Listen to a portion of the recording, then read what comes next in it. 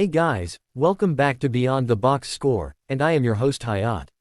Today we're breaking down 4 college basketball matchups on March 4th. We've got Arkansas vs Texas, Wisconsin vs Maryland, Miami at SMU and Creighton at Butler. And every single one of these games has seeding implications, urgency angles, and stylistic clashes that matter this time of year. This is pure analysis and opinion, no guarantees, no promises. Just how I see the slate unfolding if these matchups play out the way the numbers and situations suggest. And real quick, we're pushing toward 2,000 subscribers on this channel. That's the next milestone. If you've been rocking with the breakdowns, if these deep dives help you see the board clearer, help us get there. We're building something consistent here. Alright, let's get into it and start connecting the dots. Arkansas vs Texas, the lean here is Arkansas to win and cover at home. Okay, Arkansas to win and cover at home. Let me walk through why this connects for me, because the more I dig into this matchup, the more it just feels like one of those pace and pressure spots where Arkansas separates late. Arkansas is 20-8 on the year, 18-10 against the number this season, and yeah, they're coming off that 111-77 loss on the road against Florida, and I actually think that matters. If this matchup plays out like a bounce-back scenario for a team that was embarrassed 111-77, that's a dangerous spot for Texas to walk into. Arkansas was, well, in the tournament before that loss, and now they're fighting positioning, fighting perception, fighting momentum, and they're doing it at home. Now Texas is 18-11 on the year, 16-12 in conference play, and they're coming off a 76-70 road win over Texas A&M. That's a solid win, I won't take that away from them. And right now they're on a 10 line in the latest bracketology, so there's urgency. One path I see here is Texas treating this like a resume game, because a win could move them to an 8 or 9, maybe even try to finish around a 7 if things break right. That motivation exists, but what connects for me is the matchup underneath that surface narrative. Arkansas is described as having one of the best defenses in the country. They push pace. They take care of the basketball. That combination is lethal against a team that's trying to grind out positioning. Yes, Texas does have the second best free throw percentage in the SEC, and that's important. If this game tightens late, free throws matter. But if Arkansas controls tempo the way they usually do, if they're pushing pace and forcing Texas to defend in space, I start to question whether Texas can match that for 40 minutes. The only guy the first really trust consistently for Texas is Truman Mark. And if this matchup plays out like Arkansas making everyone else beat them, I don't know if Texas has enough secondary firepower to keep up. Another thing I keep circling back to, Arkansas is 18-10 against the number. That's not accidental. That's a team that consistently performs relative to expectation. Texas is 16-12 in conference play, solid, but that doesn't automatically translate when you're stepping into a pace war. If Arkansas dictates speed, takes care of the basketball, and plays with that edge coming off 111-77, I see separation. I really do. One path I see here is a tight first half, Texas hanging around because of that second best free throw percentage in the SEC, but once Arkansas starts stacking stops and turning those into transition buckets, that's when the margin stretches. And the projection here was Arkansas pulls away in the second half, wins by 10-11 points. That lines up perfectly with the stylistic edge. If Arkansas wins by 10-11 points, that's not a miracle scenario, that's a pace scenario. That's what happens when a 20-8 team with one of the best defenses in the country plays downhill for 40 minutes. So when I zoom out and I connect the urgency, the tournament positioning, the 10 line for Texas, the potential move to 8 or 9, the maybe finish around a 7 talk, the bounce back from 111-77, the 18-10 against the number consistency, and the matchup edges. Yeah, the lean stays Arkansas to win and cover at home. Next game we have Wisconsin vs Maryland, the lean here is lay it with Wisconsin. Alright, lay it with Wisconsin, and this one feels ugly, but sometimes ugly is clear. Wisconsin is 20-N on the year, 12-6 in conference play, coming off a 90-73 win over Washington, and they've alternated wins and losses in each of their last 5 games. So there's volatility there. I'm not pretending they're some flawless machine. They've lost at home to USC. They lost on the road at Indiana. They lost by double digits at Oregon. They lost by double digits at Ohio State. That's frustrating. That's a team that, at times, plays with its food. But Maryland is 11-18 on the year. They're listed as 4-4 in conference, but later it's stated 4-14 in conference play. They've dropped 4 of their last 5, and they're coming off a 69-65 loss at home to Rutgers. If this matchup plays out like Maryland needing to prove they belong, I just don't know where that proof comes from. They've beaten Washington at home, beaten Iowa, beaten Minnesota on the road, beaten Penn State. Okay. But they're dead last in shooting from the foul line. Bottom 4 in 2-point shooting. Bottom 3 in 3-point shooting. Worst at turning the ball over in the conference. And the defense has been described as extremely problematic. What connects for me is this: Wisconsin is fighting for a double bye. They've got Illinois, they've got Purdue, and they have a head-to-head with Purdue coming up next. That's positioning. That's urgency. Meanwhile, Maryland is likely staring at that first-round format where it's 15 vs 18 and 16 vs 17, because the bottom 3 teams were excluded last year, and now they're in but likely stuck early. So one path I see is Wisconsin treating this like a must-handle business game. If they overlook Maryland, sure, maybe it gets weird. But if this plays out like a focused 12-6 in conference team hosting an 11-18 team that's 4-14 in conference play, the efficiency gaps show up fast. Maryland being dead last in shooting from the foul line against a disciplined team is a problem. Bottom 4 in 2-point shooting against a team that can sit down defensively is a problem. Bottom 3 in 3-point shooting means they can't stretch the floor consistently. Worst at turning the ball over in the conference against a team that will capitalize on mistakes, that's how margins balloon. Even with Wisconsin alternating wins and losses in their last 5, even with those double-digit losses at Oregon and Ohio State, the structural edge here is clear. The betting angle mentions it's a big number, not one you're necessarily rushing to lay. I get that. Big numbers always make you pause. But if this matchup plays out like Maryland's statistical profile suggests, dead last at the line, bottom 4 in 2-point shooting, bottom 3 in 3-point shooting, worst turnovers, extremely problematic defense. Then the only question becomes margin, not outcome. And when you combine Wisconsin's 90-73 win over Washington momentum with 12-6 in conference play and the double bye motivation, I see a separation game.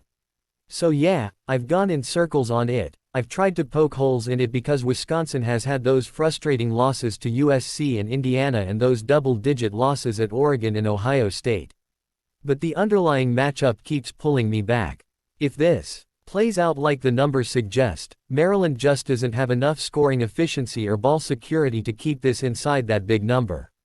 And that's why the lean stays lay it with Wisconsin.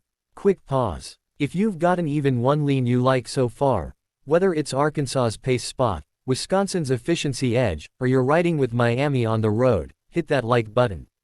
It tells me these full slate breakdowns are worth grinding through. And if you're watching but not subscribed yet, we're closing in on 2K subscribers. It takes you 1 second, but it means everything to the channel. Hit subscribe and be part of this early run before March Madness really flips the switch. Alright, back to the slate. Next game we have Miami vs SMU and the lean here is Miami Hurricanes plus 1.5. Let me walk through why I keep landing there because the more I think about this matchup, the more it just connects in layers. If this matchup plays out like the profile says it should, I'm looking at 2 very good offensive teams, both top 5 in points scored within the ACC conference, so scoring is not going to be the issue here. The question for me becomes, who can get enough stops when it matters? Miami is 12-4 straight up in ACC conference play and an impressive 7-2 straight up overall on the road. That 7-2 straight up overall on the road jumps off the page because road comfort matters in conference play. And when I stack the defensive numbers side by side, it's not even subtle. The Hurricanes are 4th in ACC in scoring defense, allowing just 70 points per game. SMU allows 78 points per game, which is dead last in the ACC of 18 teams. That's an 8-point gap. In conference games, against similar competition, that's not noise, that's identity. And then I start thinking about how Miami scores because I always ask myself, can their offense travel? The teams you don't want to trust away from home are three-point reliant teams, because if the shots don't fall in a new building with different sight lines, you're stuck. But that's not Miami. They live in the paint. That's where they make their hay offensively. They're not dependent on streaky perimeter shooting to survive. And on top of that, Miami has the best field goal percentage offensively in the ACC at 50.5%. Only them and Duke hit over 50% of their field goals. So what connects for me is efficiency plus interior scoring plus defense. That combination travels. Now layer in the road resume because I don't just want numbers, I want proof. They lost but covered against a ranked Virginia team. That tells me they can hang in a hostile environment against high-level competition. They beat Syracuse on the road, beat North Carolina State on the road, and beat Ole Miss on the road. So this is not theoretical road toughness, it's documented. If this matchup plays out tight late, and both teams are trading buckets because they're top 5 in points scored within the ACC conference, I trust the team that allows 70 points per game instead of the team that allows 78 points per game. I trust the team that shoots 50.5% from the field instead of relying on variance. And I trust the team that is 7-2 straight up overall on the road. One path I see here is Miami controlling tempo inside, attacking the paint, forcing SMU to defend for full possessions, and then leaning on that fourth in ACC and scoring defense profile to get 2 or 3 key stops. And if that's the script, the 1.5 becomes incredibly valuable. Defense travels. Efficiency travels. Road comfort travels. That's why Miami Hurricanes plus 1.5 is today's daily sizzler, and that's why the lean sticks at Miami Hurricanes plus 1.5. Last game for this video we have Creighton versus Butler and my lean here is Butler minus 2.5. Let me think this through because on the surface it feels tricky. Creighton 8-1 inside Big East play, which is elite, no way around that. But they're just 3-8 straight up on the road. That split matters to me more than the headline 8-1. Butler's 6-12 in Big East play, so not impressive overall in conference, but 10-6 straight up at home. So what connects for me immediately is dominance in conference versus struggles away from home versus a home team that's significantly better in its own building. The first meeting of this season, Creighton was a 5.5 point favorite, won by 4. Books got it pretty close in that game, right? It landed right in that range. But how did it happen? Creighton won the 3-point battle by plus 15. Plus 15 from 3. That's not a minor edge, that's a game-defining swing. And Creighton is a team that relies on the 3. That's their identity. But 3-point shooting does not travel well. Different arena, different sight lines, all teams shoot threes better at home. That's just how college basketball works. So if the first game required a plus 15 edge from 3 just to win by 4 is a 5.5 point favorite, I have to ask myself, what if that number normalizes? Because Butler dominated the Blue Jays in that game in the paint points and in the glass rebounding. So despite losing the 3-point battle by plus 15, Butler controlled the interior and the boards. That's a huge indicator. If this matchup plays out similarly inside but the 3-point margin isn't lopsided by plus 15, then suddenly Butler's paint dominance and rebounding edge become the deciding factors. And I can't ignore the situational angle. Creighton 8-1 inside Big East play but just 3-8 straight up on the road. Butler 6-12 in Big East play yet 10-6 straight up at home. There's a reason that there's a favorite after losing in the first game. That line is telling me something. One path I see here is Butler using the home floor to even out the perimeter shooting, staying physical in the paint again, winning the glass again, and this time not having to overcome a plus 15 deficit from 3. If that's the script, laying 2.5 becomes logical. So I stack it all up again. Creighton 8-1 inside Big East play, 3-8 straight up on the road. Butler 6-12 in Big East play, 10-6 straight up at home. First meeting, Creighton was a 5.5 point favorite, won by 4, won the 3-point battle by plus 15, while Butler dominated in the paint and in the glass rebounding. If the 3-point variance tightens even a little, the interior edge at home becomes magnified. That's why I think at home Butler gets it done this time. I would lay the 2.5 with the Bald Bulldogs, and that's why the lean stays at Butler minus 2.5. Alright, that wraps it up for all 4 matchups on March 4th. Arkansas in that bounce-back tempo spot. Wisconsin laying it in a motivation game. Miami plus the points with defense that travels. Butler at home in a 3-point regression setup. As always, this is analysis and opinion only. Nothing guaranteed. Just me working through how these games could realistically unfold if the matchups play out the way the data suggests. Now here's what I want from you. Drop a Z in the comments if you're rocking with the channel and want to see us hit the 2,000 subscriber milestone before tournament week. And drop a Z if one of these games is your strongest lean tonight. More breakdowns coming. Same raw format. Same thinking out loud style. Same deep dives. I'll see you in the next one.